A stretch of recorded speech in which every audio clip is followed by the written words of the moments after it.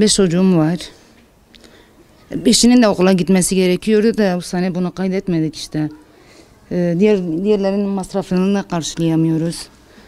Eşim hasta. En büyük kızım 14'üne ya daha yeni girdi.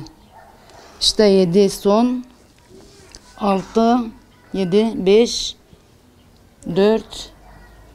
Öyle bunun da 1. sınıfa gitmesi gerekiyordu. Kaydını bile yaptırmadık.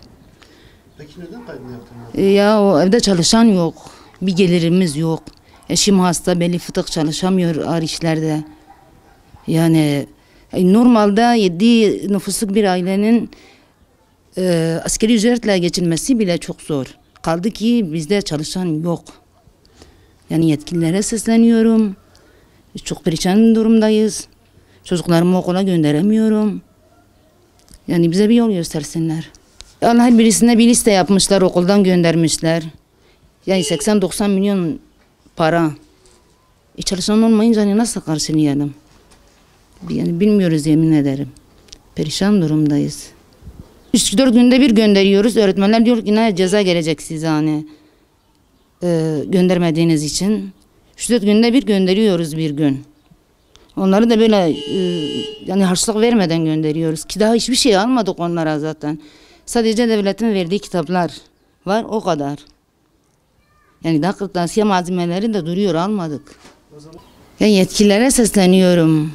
Hani bazı aileler var, imkanları varken de okutmuyor. Ben yani istiyorum ve gönderemiyorum maddi durumdan dolayı. Yetkililere sesleniyorum. Çocuklarla alakalı birileri çıkıp bana yardım etsin. Yani birileri yardım etmezse gönderemem. Çocuklarımın hayali hayal kurmakla kalacak. Yani gönderemem. Benim adım Bünyamin, 4. sınıfa gidiyorum. Bizim arkadaşlarımız şeye gidiyor okula, biz onların arkasından alıyoruz. Ben de okula gitmek istiyorum arkadaşlarım gibi okumak istiyorum.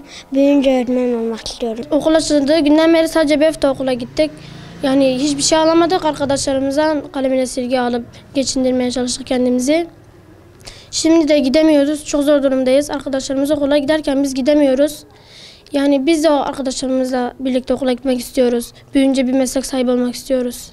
Milli Eğitim Bakanlığı'na sesleniyorum. Biz de okumak istiyoruz. Okumak bizim de hakkımız. Onlardan yardım istiyoruz.